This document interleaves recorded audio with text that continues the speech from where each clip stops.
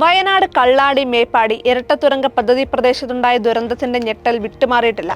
ആധുനിക മനുഷ്യന് നിരവധി തുരങ്ക ദുരന്തങ്ങൾ നേരിടേണ്ടി വന്നിട്ടുണ്ട്. കാരണങ്ങൾ പലതാകാം, എന്നാൽ മനുഷ്യ ചരിത്രത്തിലെ കറുത്ത അധ്യായങ്ങളാണ് അതെല്ലാം. 2025 ഫെബ്രുവരിയിൽ സംഭവിച്ച തെലങ്കാന തുരങ്ക അപകടം രാജ്യത്തെ നടുക്കുന്നതായിരുന്നു. 8 പേരുടെ ജീവനാണ് പൊലിഞ്ഞത്. ഉത്തരാഖണ്ഡ് സിൽക്യാര തുരങ്ക ദുരന്തം രാജ്യം കണ്ട മറ്റൊരു അപകടമായിരുന്നു. നിർമ്മാണത്തിലിരുന്ന തുരങ്കത്തിന്റെ ഒരു ഭാഗം തകർന്ന് 41 തൊഴിലാളികൾ ഉള്ളിൽ കുടുങ്ങുകയായിരുന്നു. 17 ദിവസത്തോളം നീണ്ട കഠിനമായ ശ്രമങ്ങൾക്കൊടുവിലാണ് റാറ്റ്ഹോൾ ഖനനത്തിലൂടെ എല്ലാവരെയും സുരക്ഷിതമായി രക്ഷപ്പെടുത്തിയത്. ഹിമാചൽ പ്രദേശിലെ റാംപൂർ തുരങ്ക അപകടവും വൻ ദുരന്തമായി മാറി. മോൺബ്ലാങ്ക് ടണൽ തീപിടുത്തം, താവോയാൻ തുരങ്ക ദുരന്തം, ഗോഡ്ഹാഡ് റോഡ് ടണൽ അപകടം, സാസാഗോ ടണൽ തകർച്ച, അങ്ങനെ എത്ര ദുരന്തങ്ങൾ. എന്നാൽ 2600 വർഷമായിട്ടും ഒരു ദുരന്തത്തിനും ഇരയാകാതെ ഇന്നും വിസ്മയമായി തുടരുന്ന ഒരു തുരങ്കമുണ്ട്. ഹെസക്കിയ രാജാവിന്റെ തുരങ്കം അഥവാ ഷീലോഹ തുരങ്കം. ഇസ്രായേലിലെ ജെറുസലേം നഗരത്തിൽ നിത്യവിസ്മയമായി സ്ഥിതി ചെയ്യുന്ന ചരിത്രവും വിശ്വാസവും ഇഴചേർന്ന നിർമ്മിതി പൗരാണിക എഞ്ചിനീയറിംഗിന്റെ ഉത്തമ മാതൃകയാണ്. ഏകദേശം 2600 വർഷം പിന്നിലേക്ക് പോകണം തുരങ്ക നിർമ്മാണത്തിന്റെ അതിശയിപ്പിക്കുന്ന ചരിത്രമറിയാൻ. ലോകം കണ്ട ഏറ്റവും വലിയ അധിനിവേശ ശക്തികളായ അസീറിയൻ സാമ്രാജ്യം യൂദയ രാജ്യം ലക്ഷ്യമാക്കി നീങ്ങുകയായിരുന്നു. തങ്ങളുടെ പ്രബലമായ സൈന്യവുമായി അസീറിയൻ രാജാവ് സെന്നാക്കെറിബ് ജെറുസലേമിന്റെ അതിരുകളിൽ 2 ലക്ഷത്തോളം പടയാളികളുമായി താവളമടിച്ചപ്പോൾ യൂദയയിലെ ജനങ്ങൾ ഭയന്ന് വിറച്ചു. നഗരത്തിന്റെ പതനം ഉറപ്പായ ആ കറുത്ത നാളുകളിൽ ജെറുസലേമിനെ രക്ഷിക്കാൻ ഹെസക്കിയ രാജാവ് നടപ്പാക്കിയ അസാധാരണ പ്രതിരോധ തന്ത്രത്തിന്റെ കഥയാണ് ഇന്ന് പൗരാണിക ചരിത്രത്തിലെ ഏറ്റവും വലിയ എഞ്ചിനീയറിംഗ് അത്ഭുതങ്ങളിലൊന്നായി നിലകൊള്ളുന്നത്. ജെറുസലേം നഗരത്തിന് വലിയ പോരായ്മയുണ്ടായിരുന്നു. അവിടുത്തെ പ്രധാന ജലസ്രോതസ്സായ ഷീഹോൺ നഗരമതിലുകൾക്ക് പുറത്തായിരുന്നു. ഒരു ഉപരോധമുണ്ടായാൽ നഗരവാസികൾക്ക് കുടിവെള്ളം മുടങ്ങും. മാത്രമല്ല, ശത്രു സൈന്യത്തിന് ആവശ്യത്തിന് വെള്ളം ലഭിക്കുകയും ചെയ്യും.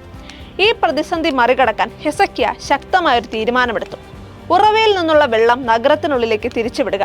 ഒപ്പം ശത്രുക്കൾക്ക് വെള്ളം കിട്ടാത്ത വിധം പുറത്തെ ഉറവ മൂടിക്കളയുക. പാറ തുറന്ന് നീണ്ട തുരങ്കം നിർമ്മിക്കുക മാത്രമായിരുന്നു ഇതിനുള്ള ഏക പോംവഴി. ബൈബിളിൽ പ്രതിപാദിച്ചിട്ടുള്ള ദൗത്യം കേവലം ഒരു കഥയല്ലെന്ന് പിൽക്കാലത്ത് ചരിത്ര ഗവേഷകർ കണ്ടെത്തി. ഉറവയുടെ ഭാഗത്തു നിന്നും നഗരത്തിന്റെ ഭാഗത്തു നിന്നും എന്നിങ്ങനെ 2 സംഘം തൊഴിലാളികൾ ഒരേ സമയം പാറ തുറന്ന് പരസ്പരം ലക്ഷ്യമാക്കി യാത്ര തിരിച്ചു.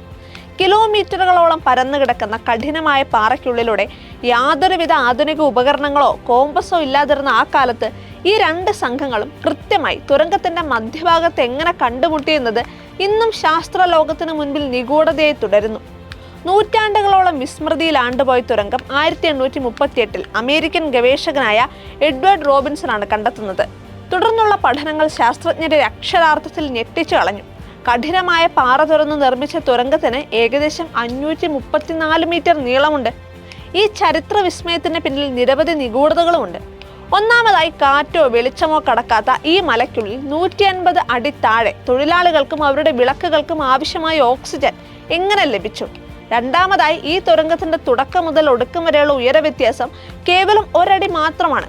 ഇത്രയും കൃത്യമായി ചെരിവ് നിലനിർത്താൻ ആധുനിക ലെവലിംഗ് ഉപകരണങ്ങളില്ലാതെ അവർക്ക് എങ്ങനെ സാധിച്ചു? തുരങ്കം അവസാനിക്കുന്നിടത്ത് വെള്ളം എത്തിച്ചേരുന്ന കുളത്തിന് ഇന്ന് ഷീലോഹ കുളം എന്നാണ് പേര്.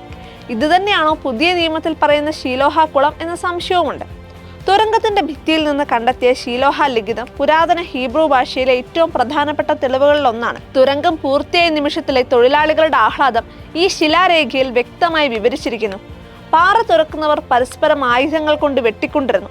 ഏകദേശം 1.4 മീറ്റർ മാത്രം തുറക്കാൻ ബാക്കിയുള്ളപ്പോൾ തൊഴിലാളികൾ പരസ്പരം വിളിച്ചു. അവർ ശബ്ദം കേട്ട ദിശയിലേക്ക് തുരന്ന് ഒടുവിൽ മധ്യഭാഗത്ത് വെച്ച് കൃത്യമായി കൂട്ടിമുട്ടി. അതിനുശേഷം നീരുറവയിൽ നിന്നുള്ള വെള്ളം കുളത്തിലേക്ക് ഒഴുകാൻ തുടങ്ങി. നിലവിൽ ഷീലോഹ ലിഖിതം ഇസ്താംബുൾ ആർക്കിയോളജിക്കൽ മ്യൂസിയത്തിൽ സൂക്ഷിച്ചിരിക്കുന്നു. 2003 റേഡിയോമെട്രിക് പരിശോധനയിലൂടെ തുരങ്കം ഹെസക്കിയ രാജാവിന്റെ കാലത്ത് തന്നെ നിർമ്മിച്ചതാണെന്ന് പൂർണ്ണമായും സ്ഥിരീകരിച്ചു. ചരിത്ര രേഖകൾ പ്രകാരം അസീറിയൻ സൈന്യം ജെറുസലേമിനെ ആക്രമിക്കുന്നതിന് തൊട്ടു മുൻപ് ഒരു വലിയ അത്ഭുതത്തിലൂടെ നശിക്കുകയും പിൻവാങ്ങേണ്ടി വരികയും ചെയ്തു. അതിനാൽ തുരങ്കത്തിന്റെ തന്ത്രപരമായ ആവശ്യം വന്നില്ല. തന്മൂലം ദൈവത്തിൽ പൂർണ്ണമായി വിശ്വസിക്കാതെ സ്വന്തം ബുദ്ധിയിൽ പ്രതിരോധം തീർത്ത ഹെസക്കിയയുടെ നടപടിയെ പൗരാണിക യഹൂദ പണ്ഡിതന്മാർ വിമർശിക്കുകയും എന്നാൽ രാജാവിന്റെ ദീർഘവീക്ഷണത്തെയും കഠിനാധ്വാനത്തെയും പിന്നീട് പ്രകീർത്തിക്കുകയും ഉണ്ടായി. ഇന്ന് ജെറുസലേം സന്ദർശിക്കുന്ന ഏതൊരാൾക്കും ഈ ചരിത്ര തുരങ്കത്തിലൂടെ കാൽമുട്ടൊപ്പം വെള്ളത്തിൽ നടന്നു നീങ്ങാം. നഗരമതിലുകൾക്ക് വെളിയിൽ ഒഫേൽ എന്നറിയപ്പെടുന്ന വെളിം പ്രദേശത്താണ് തുരങ്കത്തിലേക്കുള്ള പ്രവേശനം. വിലാപ മതിൽ ചത്തുരത്തിനടുത്ത് ചവറ്റുവാതിൽ വഴി പുറത്തു കടന്നാണ് പോകേണ്ടത്. ആയിരക്കണക്കിന് വർഷങ്ങൾക്ക് മുൻപ് തൊഴിലാളികൾ പാറയിൽ പതിപ്പിച്ച കോടാലിപ്പാടുകൾ ഇന്നും അവിടെ കാണാം. രണ്ട് സംഘങ്ങൾ പരസ്പരം കൂട്ടിമുട്ടിയ ആ ചരിത്ര സന്ധിയിൽ നിൽക്കുമ്പോൾ മനുഷ്യന്റെ നിശ്ചയദാർഢ്യത്തിന്റെയും എഞ്ചിനീയറിംഗ് വൈഭവത്തിന്റെയും ചരിത്ര സ്മരണകളിലേക്ക് സന്ദർശകരെ കൂട്ടിക്കൊണ്ടുപോകും.